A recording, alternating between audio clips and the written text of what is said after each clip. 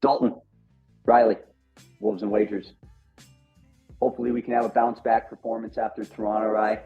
And I think a lot of that's going to be built around Ant.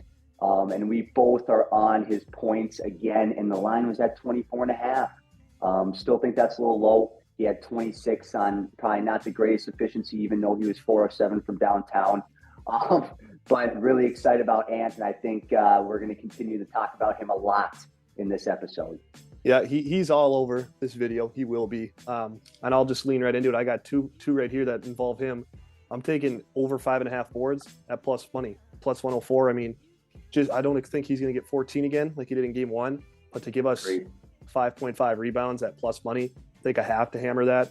And then I'm going to do the same exact parlay that hit for me in the first game. I'm doing Cat 2+ 3-pointers and Ant 4+ boards at minus 129. Yeah, and I almost doubled down on the rebounds because you make a great point. I don't think he's getting 14 again, but I think he could easily grab 8 boards tonight.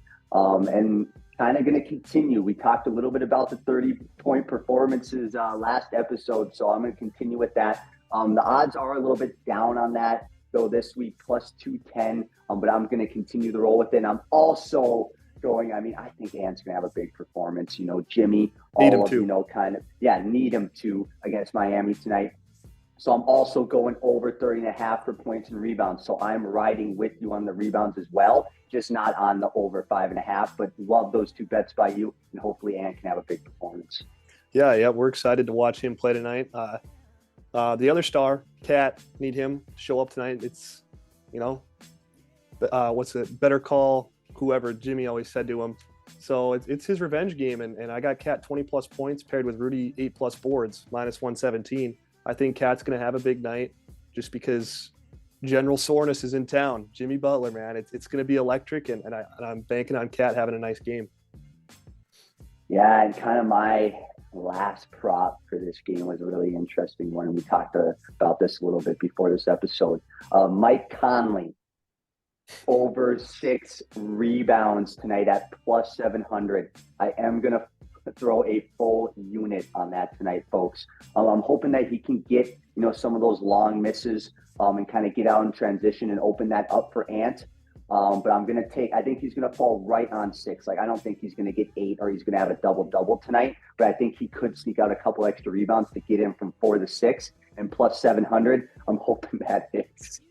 Yeah, that's a juicy number. And I'm going to also have a bit of a longer shot one here as my last one. And I'm also going to ride with a full unit on it. We'll go on Cat 3+ 3-pointers, Ant 30+ points. That's plus 586.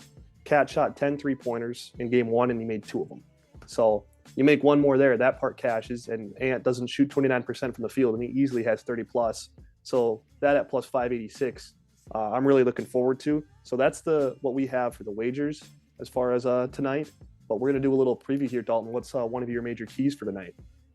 Yeah, so I think we got a roll from last episode, the perimeter shooting. Nickeil Alexander-Walker, you got to be able to knock down those open threes. You got to be able to open up the floor for Ant tonight, especially with having a lot of athleticism on that Miami team.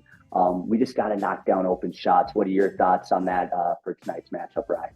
Yeah, when you're facing a tough defensive opponent, they're not going to spot you points, and it's going to be tough to come by anyways. So when you have opportunities for wide open jumpers, you just got to put them in. Got to put the biscuit in the basket at the end of the day. Yeah, no doubt. And I think a lot of the transition problems had to do with missing those open shots, Riley. I really do. Because if you're missing long rebounds, wide open, long rebounds, get in transition, and then that's just going to cause you problems, especially against an athletic team. Look at Toronto, OG, Scotty. Now you got Jimmy tonight. You got Bam, who can really run the floor as a big. So you got to be able to knock down those open shots to help with the transition defense. Yeah, they got absolutely murdered. Just murdered by Toronto. Atrocious. Their half-court defense was fantastic, just incredible. But they just were getting bled out in transition. So you got to throw a bandage on that tonight and can't let Miami run out. And they will be trying to run, right? That's how they play. They play a bit smaller, and I think that's our last key of the game here is you got to punish them for playing small. You got Rudy Gobert and Karl-Anthony Towns on your team, and Bam's 6'8", 6'9", and he's their center. Yeah. So punish them for going small, and just let your big boys bully. Yeah, and I think that's why you're on a lot of the rebound props tonight. Is we got to take advantage of that. And then not only take advantage of, the bullying on the rebounding side, but also in the paint, dude. Cat had some nice low post touches. Rudy played a consistent game last game. He has to continue that consistency. We cannot see Rudy dropping these easy passes, missing these easy bunnies. And I know we kind of talked about we want his efficiency to improve a little bit in this game, but overall, gotta bully in the paint. Yeah, yep. That's if they take care of those things and clean up from what they did wrong in game one, I think we'll be happy as a little Saturday night victory against Jimmy Butler and the Heat. Kind of your rival now, I guess, even though they're not in the same conference, just because Jimmy's there. But that's what we got for this video. Be sure to check out our first one. We gave our props from the other games on the slate tonight, but probably no Wolves After Dark unless Ant has like a 50 piece. So these are going to be our 2 videos for today, and we appreciate you guys for tuning in.